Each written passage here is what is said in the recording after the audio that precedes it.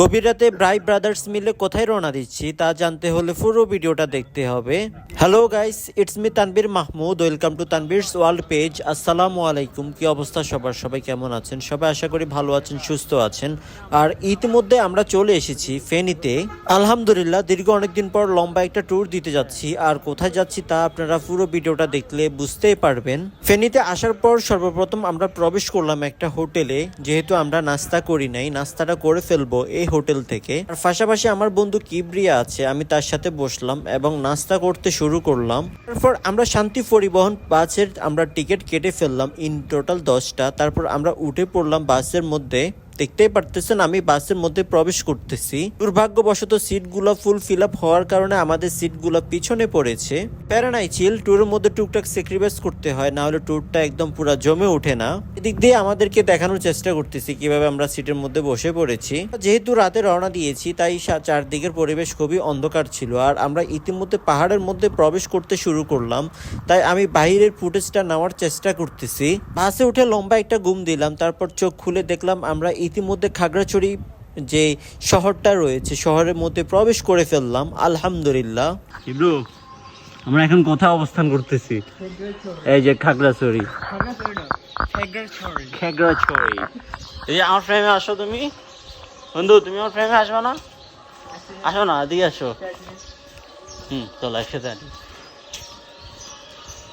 আমরা এখন খাগড়াছড়ি যে ছোট্ট একটা যে শহর আছে ওই শহরে অবস্থান করতেছি। গাড়ি ঠিক করতেছি। গাড়ি ঠিক করতে নিয়ে একটু সমস্যা হচ্ছে, যেহেতু এখানে দামাদামের একটা ব্যাপার স্যাপার আছে, তাই একটু লেট হচ্ছে আমাদের। আর আমি দেখাবো আপনাদেরকে কীভাবে আমরা গাড়ি ঠিক করে থাকি। আলহামদুলিল্লাহ, ফাইনালি আমরা গাড়ি ঠিক করেই ফেললাম। আর আমরা অবস্থান করতেছি খাগড়াছড়ি মেন টাউনে। গাড়ির জন্য ওয়েট করতেছি মূলত এখানে। আর আমাদের গ্রুপে ইন টোটাল মেম্বার হচ্ছে 10 জন। আমি 10 জনকে দেখানোর চেষ্টা করতেছি। আর এদিক দিয়ে মাসুদ ভাইকে আমি দেখানোর চেষ্টা করতেছি, আমার ফ্রেমে বন্দি করার চেষ্টা করতেছি ভাইকে। যেহেতু আমরা সকালে নাস্তা করি নাই, একটু লেট হবে গাড়ি আসতে, তাই আমরা এই সুযোগে আমরা নাস্তাটা করে ফেলবো।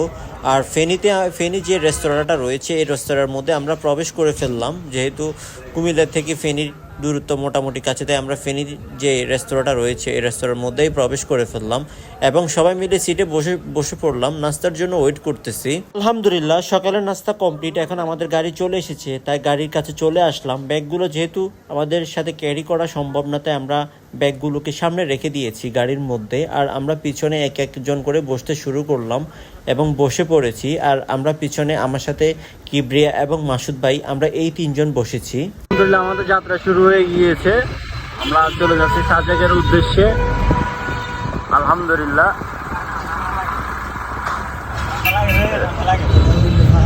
অনুভূতি কেমন?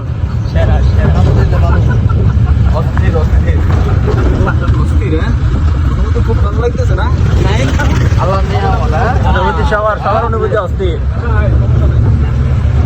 আলহামদুলিল্লাহ, পাহাড়ের যাত্রা আমাদের শুরু হয়ে গিয়েছে। আমি চারদিকের পরিবেশ আপনাদেরকে দেখানোর চেষ্টা করতেছি।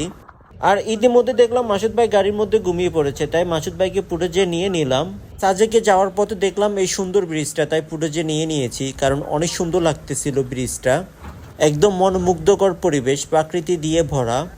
আলহামদুলিল্লাহ, ফাইনালি আমরা চলে আসলাম যে সেনাবাহিনীর যে চেকপোস্টটি রয়েছে সেখানে বর্তমান আমরা অবস্থান করতেছি। আর এখানে এসে দেখলাম স্থানীয় যে সকল লোকজন রয়েছে তারা এখানে ফলের দোকান নিয়ে বসেছে। বিভিন্ন ধরনের ফল পাওয়া যায় এখানে, চাইলে অনায়াসেই এই ফলগুলো খাওয়া যায়। এই ফলগুলো খুবই ন্যাচারাল। আমি আপনাদেরকে ঘুরিয়ে দেখানোর চেষ্টা করতেছি দোকানগুলোর অবস্থা। দুইটা 10 টাকা রাখেন। দেখি না, একটা আগে আর দুইটা আগে খাওয়া। কোনটা খাবো?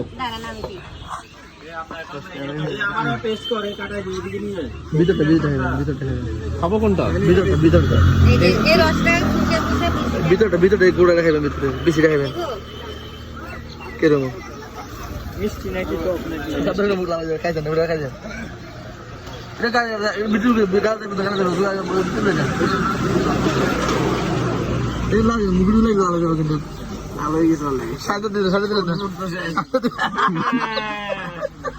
এরকম ফল আমি কখনো চোখে দেখি নাই এবং খেয়েও দেখি নাই, তাই আমিও টেস্ট করতে শুরু করলাম। দেখি ফলটার টেস্ট কেমন, তাই আমি খেয়ে নিচ্ছি।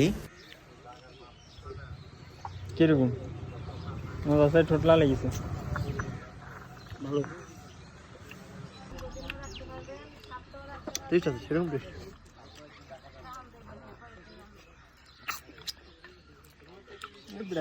মজা আছে। আলহামদুলিল্লাহ ফাইনালি আমাদেরকে চেকপোস্ট থেকে যে সকল প্রসেসিং আছে প্রসেসিংগুলো কমপ্লিট করার পর আমাদেরকে ছেড়ে দিয়েছে। আর আমরা ইতিমধ্যে সাজেকের উদ্দেশ্যে রওনা দিয়ে দিয়েছি। সাজেকে আমি এই প্রথম যাচ্ছি, কারণ আমি এর আগে বান্দরবন কয়েকবার গেছিলাম, বাট সাজেকে দুর্ভাগ্যবশত আসা হয় নাই, এই প্রথম। তাই রাস্তাগুলো অনেক সুন্দর লাগতেছিল, তাই বাইরে গিয়ে দেখার চেষ্টা করতেছি, একদম গাড়ির সাইডে গিয়ে দেখার চেষ্টা করতেছি রাস্তাগুলা, আঁকাবাঁকা পথ, উঁচু নিচু পথ, যা দেখতে খুবই সুন্দর। আলহামদুলিল্লাহ বর্তমান আমরা রয়েছি সাজেক থানার সামনে। এখানে সারিবদ্ধ করে গাড়িগুলোকে দাঁড় করিয়ে রেখেছে। আলহামদুলিল্লাহ ভালো ভালো। এখন সবাই খুশি দেখছিস? আনার নেই, আমাদের নাম নাই।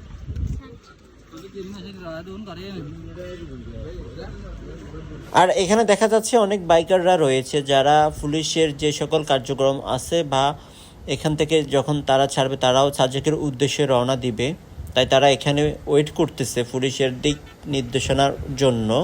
আমি থানাটা জুম করে দেখানোর চেষ্টা করতেছি। থানাটা দেখতে আসলে খুবই সুন্দর। আর এখানে স্থানীয় যারা উপজাতি রয়েছে তারা এখানে বিভিন্ন ফ্রুটস বিক্রি করতেছে। আমি সাজেকে এসে খুবই অবাক হলাম, রাস্তাগুলো খুবই ঝুঁকিপূর্ণ, উঁচু নিচু পথ, একদম ঢালু পথ, যেখানে একটু থেকে একটু 19-20 হলে যে কোনো দুর্ঘটনা ঘটে যাওয়ার সম্ভাবনা বেশি থাকে, তাই এখানে সাবধানতার সাথে গাড়িগুলা চালাইতে হয়। আলহামদুলিল্লাহ ফাইনালি আমরা সাজেক চলেই আসলাম। দীর্ঘ অনেক দিনের অপেক্ষার পর অবসাদন হলো আজ। সাজেকে এসে আমরা আমাদের রুম খোঁজার জন্য কাজে লেগে গেলাম। আমরা এখন যে কটেজটিতে রয়েছে এই কটেজের পরিবেশ খুবই সুন্দর। শুরু থেকে আমাদের প্ল্যান ছিল আমরা এই রিসোর্টটাতে থাকবো। দুর্ভাগ্যবশত আমরা আগে থেকে বুকিং করি না, যার জন্য আমরা রুম খালি পাই নাই। আমাদেরকে অন্য একটা কটেজ দেখতে হবে বা হোটেল দেখতে হবে। আলহামদুলিল্লাহ ফাইনালি আমরা রিসোর্টে উঠে গেলাম এবং ফ্রেশ হয়ে আমরা চলে আসছি জুমার নামাজ আদায়ের উদ্দেশ্যে। আর সাজেকের মধ্যে সবচাইতে সুন্দর যে মসজিদটি রয়েছে, আজকে আমরা সেই মসজিদে জুমার নামাজটা আদায় করব। মসজিদটি দেখতে খুবই সুন্দর, যা একদম চোখ জুড়িয়ে যায় দেখলে। আর মসজিদটির অবস্থান হচ্ছে একদম পাহাড়ের চূড়ায়, যা দেখতে খুবই সুন্দর। একদম মসজিদ থেকে নিচে সবকিছু দেখা যায়। আমি ভিতরে প্রবেশ করে ফেলতেছি জুমার নামাজ আদায়ের জন্য। আর ভিতরে ঢুকে আমি খুবই অবাক হয়েছি, এত সুন্দর মসজিদ, এত উঁচু জায়গার মধ্যে এত সুন্দর মসজিদ করা সম্ভব, আসলে এটা খুবই আশ্চর্যের বিষয়। আমার কাছে খুবই ভালো লেগেছে। এত সুন্দর একটা পরিবেশে জুমার নামাজ আদায় করতে পেরে খুবই ভালো লেগেছে আমার কাছে। আলহামদুলিল্লাহ জুমার নামাজ আদায় করার পর দুপুরের লাঞ্চটা আমরা করে ফেললাম এবং বেরিয়ে পড়তেছি অন্য জায়গাগুলো পরিদর্শন করার জন্য। এখন আমরা চলে যাব কংলাক পাহাড়ে, তাই আমরা গাড়ি এখানে পার্কিং করে চলে যাচ্ছি পাহাড়ের চূড়ায় কংলাক পাহাড় পরিদর্শন করার জন্য। আর পাহাড়ের চূড়া যেহেতু গাড়ি ওঠা সম্ভব না, পায়ে হেঁটে উঠতে হবে, তাই আমরা পায়ে হেঁটে চলে যাচ্ছি কংলাক পাহাড় দেখার জন্য। আর এই দিক দিয়ে আমাকে দেখানোর চেষ্টা করতেছি, আর খুবই অবাক হচ্ছি, এত সুন্দর পরিবেশ, যা খুবই সুন্দর, একদম চোখ জুড়িয়ে যায়। এই জায়গায় রাস্তাটা খুবই রিস্কি, একদম একটু থেকে একটু 19-20 হলে একদম নিচে পড়ে যাব, তাই সাবধানতার সাথে আমরা উপরে উঠতে চেষ্টা করতেছি। আর আমার বন্ধুরা আমার সামনেই রয়েছে, আমিও তাদের পিছনে উঠতে লাগলাম পাহাড়ের চূড়ায়। আলহামদুলিল্লাহ ফাইনালি আমরা চলে আসছি কংলাক পাহাড়ের চূড়ায়। একদম সুন্দর পরিবেশটা উপভোগ করার চেষ্টা করতেছি, চারদিকে ঘুরিয়ে দেখার চেষ্টা করতেছি। আর আমাদের ভাই ব্রাদাররা সবাই চলে এসেছে উপরে, আর আমিও চলে এসেছি এবং সুন্দরভাবে আমরা ভিউ উপভোগ করতেছি। আর এই পাহাড়ের চূড়ায় সুন্দর একটা দোকান রয়েছে, এখানে বসে চাইলে আপনারা অনায়াসে নাস্তা করে নিতে পারেন। যারা ক্লান্ত হয়ে যায় তারা এখানে বসে বিভিন্ন আইটেমের যেমন জুস, পানি, অনেক কিছু পাওয়া যায়, এখান থেকে ইজিলি আপনারা খাইতে পারেন, যা আসলে পর্যটকদের জন্য খুবই উপকার হয়। দীর্ঘ 1 ঘন্টা সময় পার করার পর আমরা চলে আসছি কংলাক পাহাড়ের নিচে। আর আমরা আস্তে করে নিচে নেমে যাব। আর কিভাবে নিচে নেমে যাচ্ছি তা আমি আপনাদেরকে সুন্দরভাবে তুলে ধরার চেষ্টা করব ইনশাআল্লাহ। রাস্তাটা খুবই ঝুঁকিপূর্ণ, তাই আমাকে সাবধানতা অবলম্বন করে নিচে নামতে হচ্ছে। আর এদিক দিয়ে আমি আপনাদেরকে দেখানোর চেষ্টা করতেছি আমি কিভাবে নিচে নামতেছি, নিজেকে ক্যামেরা বন্দি করতেছি। আর আমাদের ভাই ব্রাদাররা তারাও নিচে নেমে যাচ্ছে, একজন একজন করে। যাক, আল্লাহ তাআলার দরবারে হাজার হাজার লক্ষ লক্ষ কোটি শুকরিয়া যে আমাকে এখানে আসার সেই তৌফিক দান করেছে, সুস্থ সবল রেখেছে। আসলে প্রকৃতি খুব কাছ থেকে না দেখলে বোঝা যায় না আল্লাহ তাআলার সৃষ্টি যে অনেক সুন্দর। যাক, মহান আল্লাহ তাআলার কাছে আমি সবসময় শুকরিয়া আদায় করে থাকি যে আল্লাহ তাআলা আমাকে সেই সুযোগটা দিয়েছে। আজকের মতো ভিডিওটা আমি এখানে শেষ করে দিব। আর সাজেক নিয়ে আরও কয়েকটা ব্লগ আসবে, সেগুলো আমি পরবর্তীতে আপলোড করব। সবাই ততক্ষণ পর্যন্ত ভালো থাকবেন, সুস্থ থাকবেন। আল্লাহ হাফেজ।